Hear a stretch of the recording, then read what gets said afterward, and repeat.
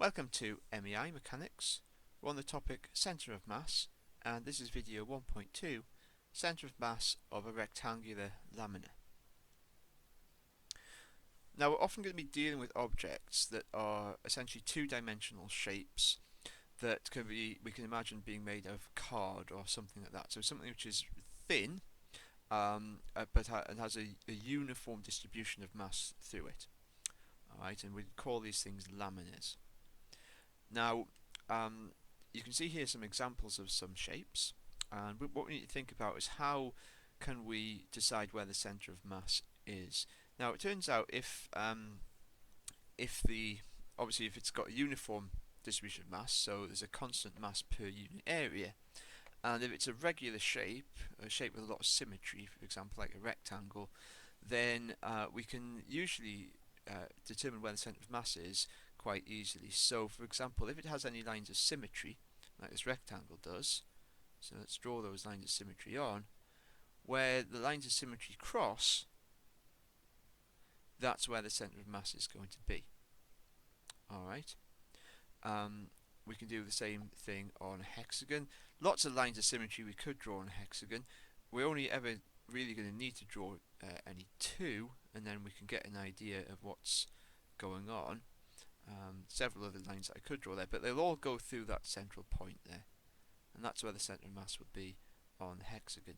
So it's easy then to relate where that centre of mass is to the dimensions of the rectangle. So if we say I know the height of the rectangle, and divide that by 2 and find the position of that point. If I know the height of this hexagon, divide that by 2, I'll get the position of that point.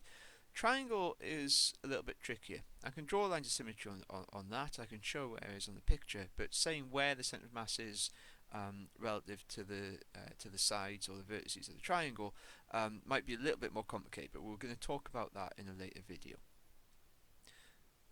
Here's a very simple example. We have a rectangle here, 12 by 4 centimeters, made of thin card. Now when you read something like that, what it's really saying is it's thin. We don't need to think about the thickness of the card, and we can assume that the mass is evenly distributed, and in that case it means that the centre of mass is going to be the geometric centre of the shape. So just like before, we can think about where these lines of symmetry are and where they cross.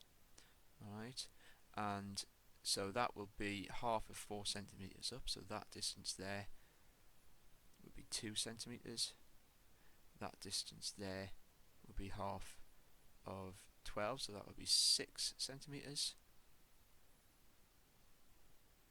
So the centre of mass of this relative to an origin and a set of axes that we place here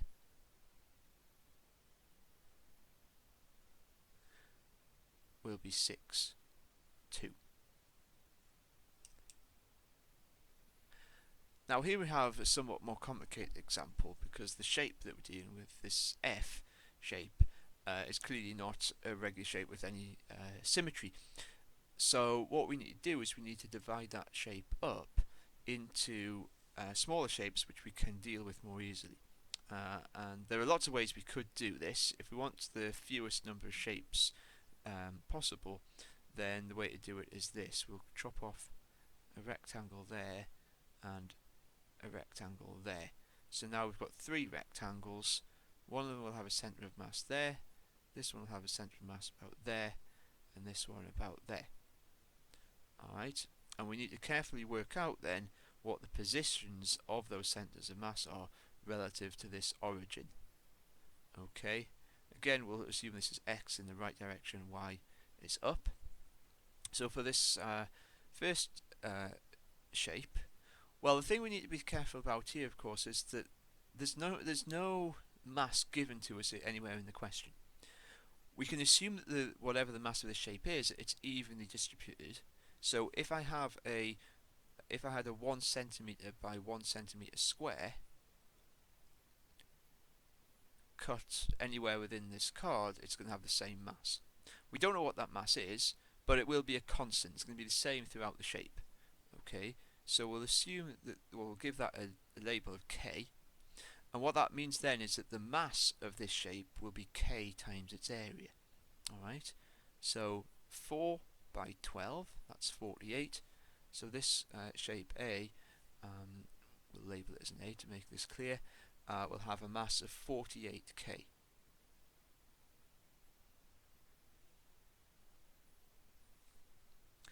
What about this shape here? Let's call this one shape B.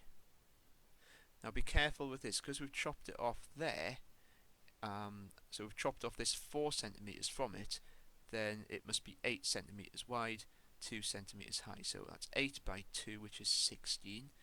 So its mass is 16k. And for shape C, which will be this one, that is 6 centimeters by 2 centimeters.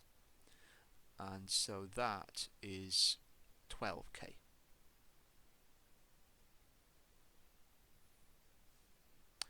Now, positions.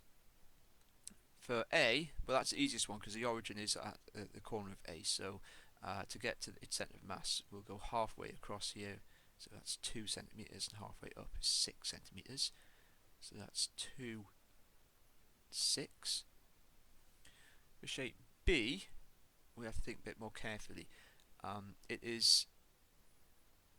We know it's 8 centimeters wide itself.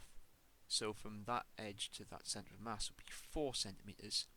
But we have to add that on to this 4 centimeters, so we get the distance from the y-axis, if you like. So 4, add another 4 is 8, so its x-coordinate is 8. And for its y-coordinate,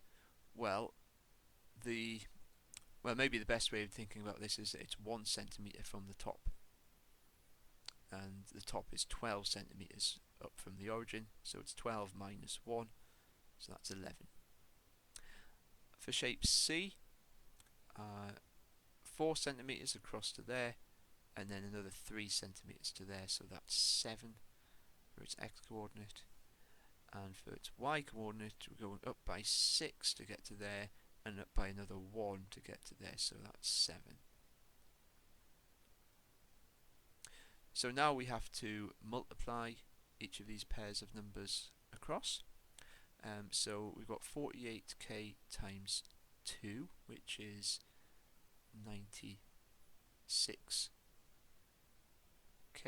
and 48k times 6, which is 288k. Then 16k times 8, that's 128k. And 16k times 11 is 176k.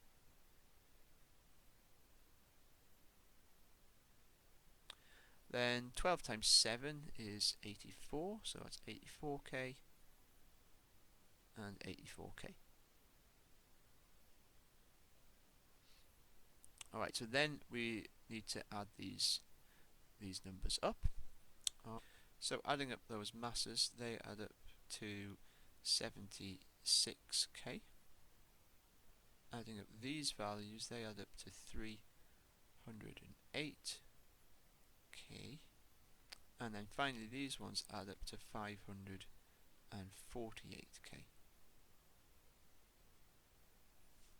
So just like in previous calculations then, we can get our x-coordinate for the centre of mass by dividing the sum of the x times the masses divided by the total mass. So 308k divided by 76k, well, obviously the k's are going to cancel, so that's the beauty of this. So we've introduced k, but in the end it's going to disappear, because the centre of mass doesn't really depend on the total mass of the shape, really.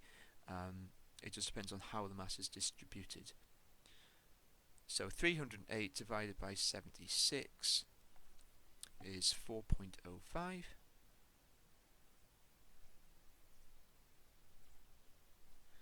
And then for the y coordinate, we're doing the 548k divided by, again, 76k, which is 7.21. And again, we can roughly plot where that is on the shape. 4.05, so it's going to be a tiny little bit to the right of the edge of this vertical rectangle, and 7.21, well, that places it within shape C, in fact, around about there.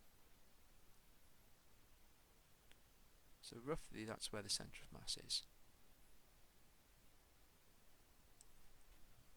So we've been concentrating on this video on rectangles. There are other shapes that we might encounter too, and again the symmetry of those shapes can help us.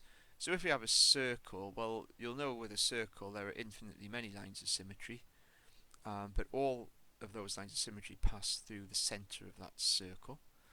Okay, so the centre of mass circle is always just the centre, the place where you put the compass point to construct it. And with a hexagon, well, just as we mentioned at the start, any of these lines of symmetry I could take, so between opposing vertices or between the midpoints of opposing sides as well, they'll all give us lines of symmetry, and it will be there. Alright. When it comes to triangles, we're going to have to think a little bit harder about that, but in the next video that's what we're going to be doing. So that concludes video 1.2, centre of mass of rectangular laminas.